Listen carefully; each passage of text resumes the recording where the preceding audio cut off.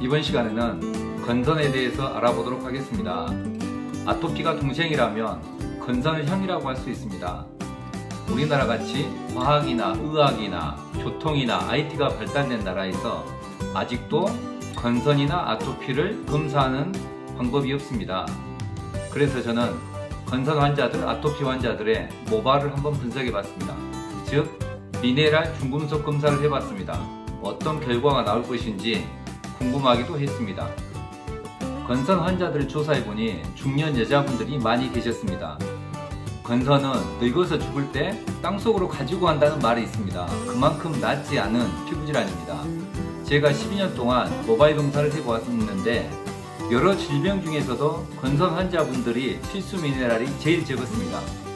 다음은 건선 환자분들의 모발 검사 결과를 보시겠습니다.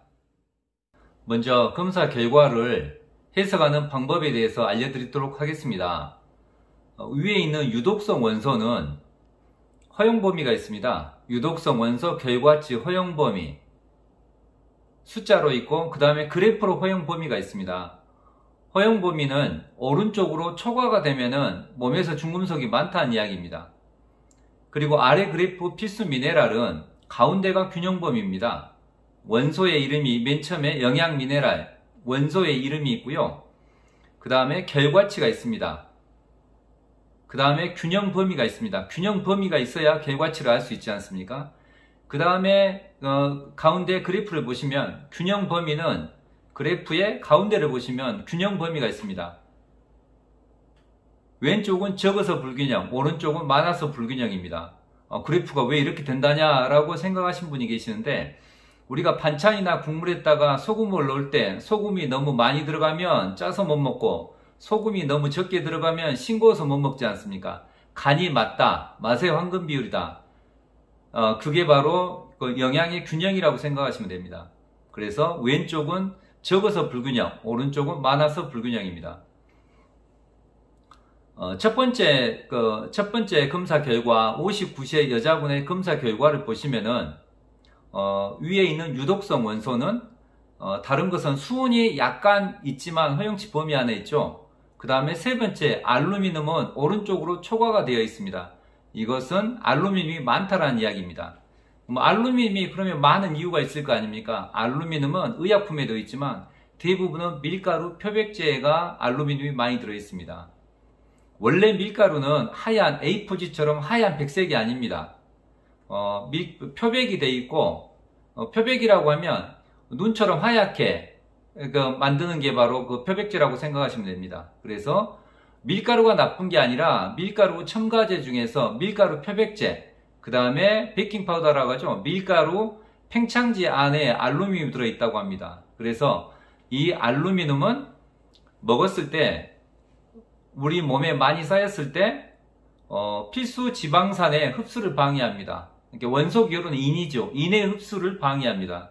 그러므로 해서 피부 건조, 가려움, 각질, 안구 건조증 이런 증상이 올 수가 있습니다. 그래서 알루미늄 수치를 보면은 이 사람이 밀가루 음식을 많이 먹었구나, 그렇지 않으면 의약품을 많이 먹었구나, 이런 부분들을 추정해 볼 수가 있습니다. 자, 밑에 있는 필수 미네랄을 보시겠습니다. 필수 미네랄 그래프를 보시면은 하나, 둘, 셋, 넷, 다섯 6개구만요.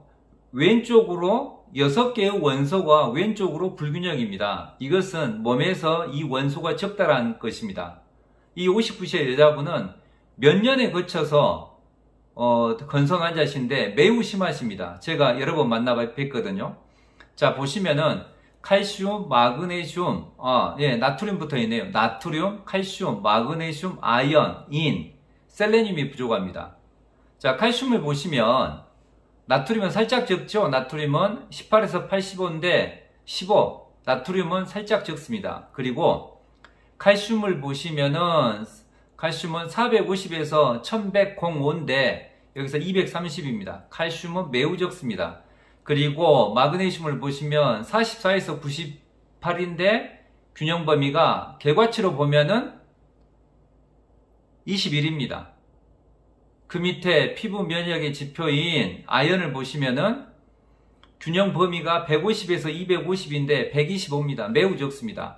칼슘, 마그네슘, 아연이 매우 적다라고 생각하시면 됩니다.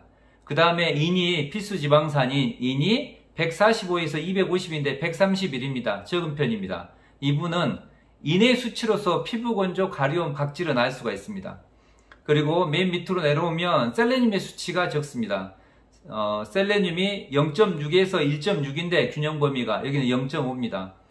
셀레늄은 대표적인 항암 미네랄이고요. 셀레늄은 몸 전체 면역력의 지표라고 생각하시면 됩니다.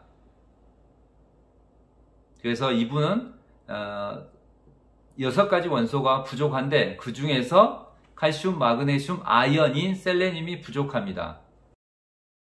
두 번째 그래프를 보시겠습니다. 두 번째 검사 결과에 보시면은 39세 여자분입니다.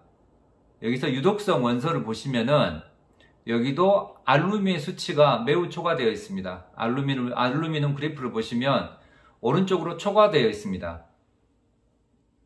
그리고 밑에 있는 필수 미네랄로 와서 보면은 이분도 역시 칼슘, 마그네슘, 아연, 인이 매우 적습니다. 세 번째 검사 결과 보시겠습니다. 세 번째 검사 결과 54세 여자분은 심한 건선으로 찾아오신 분인데 여기에 유독성 원소를 보시면은 수은의 수치가 높습니다. 아마 생선을 좋아하시든지 치과 아말감 치료를 하셨든지 그랬을 때 수은의 수치가 높게 나옵니다. 근데 대부분은 생선을 즐겨 드신 분들이 수은의 수치가 높습니다. 그리고 필수 미네랄을 보시면은 이분도 두 번째 분하고 비슷하죠. 칼슘, 마그네슘, 아연, 인이 부족합니다. 거의 두 번째 그래프와 세 번째 그래프가 필수 미네랄은 거의 유사합니다. 네 번째 검사 결과를 보시겠습니다. 이분은 61세 여자분이십니다. 이분의 검사 결과를 보면은 먼저 유독성 원소를 보겠습니다. 수은하고 알루미늄하고 바륨이 약간 있습니다. 그렇지만 초과되어 있지는 않습니다. 그런데 필수 미네랄을 보시면은 칼륨은 살짝 초과가 되었습니다. 칼륨이 너무 적거나 많았을 때는 수족저림이라거나 근육 허약이라거나 근력이 안 생긴다라거나 이런 증상이 있을 수 있습니다. 근데 칼륨의 수치가 높습니다. 과일을 너무 많이 먹어도 칼륨의 수치가 높을 수 있습니다. 자, 여기 보시면은 필수 미네랄에서 부족한 부분이 칼슘, 마그네슘, 아연, 인 두 번째, 세 번째 분과 거의 검사 결과가 비슷하게 나왔습니다. 그런데 이분은 1차 검사 결과를 하시고 2차 검사 결과를 1년 뒤에 하셨습니다. 그러니까 1차 검사 결과를 하고 부족한 영양제, 그러니까 부족한 미네랄과 흡수를 돕는 비타민으로서 인위적인 조정을 하신 분입니다. 그래서 1년 뒤에 다시 2회차 모바일 검사를 해봤습니다. 그래서 1차 검사 결과와 2차 검사를 비교 대조해 보면은 중금속이 얼마나 빠졌는가, 미네랄이 얼마나 채워져 있는가를 비교 대조해 볼 수가 있습니다. 자, 그래서 2회 검사 결과를 보시겠습니다. 2회 검사 결과를 보시면은 영양제를 그동안 열심히 드신 것 같아요. 칼슘하고 마그네슘은 균형 범위 안으로 채워졌습니다. 그리고 아연은 여전히 부족합니다. 아연은 여전히 부족하고 인은 예전보다는 더 채워졌는데 아직도 부족하죠. 그리고 구리가 살짝 초과가 되었고요. 칼륨은 1회 검사 때나 비슷합니다. 1회 검사와 2회 검사를 그래프상으로 이렇게 비교해 보시고 결과치로서 숫자로 비교해 보시면은 어느 정도 영양이 채워져 있는지 이렇게 쉽게 확인할 수가 있습니다. 그러나 영양제를 먹는다고 해서 이렇게 쉽게 영양이 채워지지는 않습니다. 영양제를 먹는다고 해도 먼저 미네랄 이야기를 해야겠군요. 미네랄은 쉽게 흡수되거나 쉽게 빠져나가지가 않습니다. 자, 무슨 뜻이냐면 미네랄은 부족한 미네랄과 흡수를 돕는 비타민과 음식물과 위산이 적절하게 섞여야만이 소장으로 흡수된다고 합니다. 그런데 뭐 열심히 영양제만 먹는다고 해서 이렇게 쉽게 채워지진 않습니다. 우리 애들이, 학생들이 학교 갈 때 똑같은 학교, 똑같은 교실, 똑같은 선생님, 똑같은 교과서로 공부를 하죠. 그러면 예를 들어서 한 반에 30명이라고 했을 때 30명이 똑같이 시험을 보면 1등 나야 맞죠. 그러나 실질적으로 시험을 봐서 등수가 나온 걸 보면 1등부터 2등, 30등까지 다 나누어지죠. 그 차이가 뭐냐면은 공부를 잘하려면 첫 번째 머리가 좋아야 되고 두뇌가 좋아야 되고 두 번째는 노력을 해야 됩니다. 왜 이 말씀을 드리냐면 영양은 먹어주는 것도 중요하지만은 흡수의 차이입니다. 흡수가 원활하게 잘 되느냐 잘 되지 않느냐의 차이가 있습니다. 말씀드려야 될 게 너무 많은데 다 말씀드릴 수가 없네요. 그래서 이 61세 여자분을 검사 결과를 이렇게 지켜보시면은 아마 건선을 가지고 계신 분들은 아마 뜨끔하실 겁니다. 아하, 이렇게 되는구나. 내가 나만 나를 모르고 살았구나 라는 것을 아마 느끼신 분도 계실 겁니다.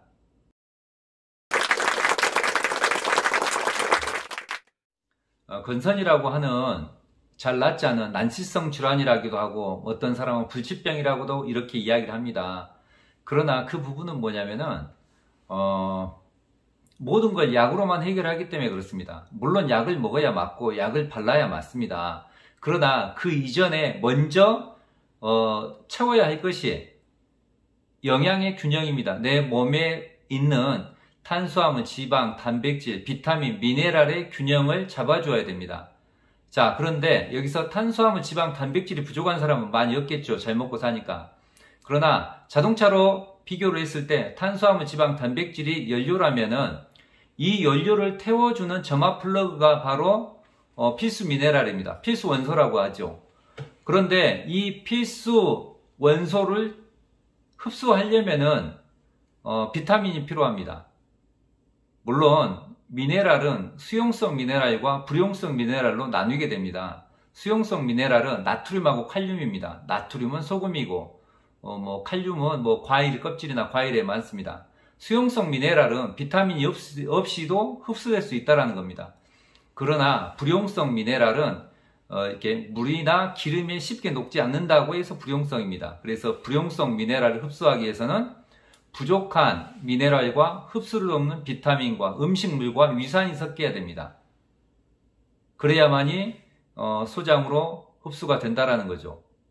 또 나중에는 이제 흡수의 차이가 있습니다. 위산이 제대로 나오느냐, 소장의 기능이 뛰어나느냐, 이건 물론 이것은 나중 문제입니다. 일단은 건선 환자분들이 몸속에서 이러한 원소가 적어서 건선이 생긴다라는 것을 아는 것이 먼저고, 두 번째는 부족한 부분을 채워주는 것이죠. 천천히 채워야 됩니다. 갑자기 많이 채우려고 하면은 여기에서도 명현 반응이나 부작용이 생길 수가 있습니다.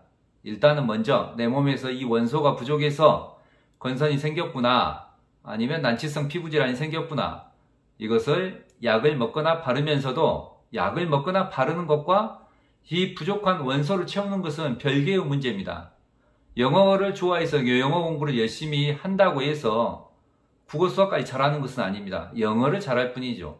마찬가지로 약을 먹는 것과 부족한 영양을 채우는 것은 별개의 문제입니다. 그런데 일반적으로 사람들이나 환자분들이 그렇게 생각하지 않죠.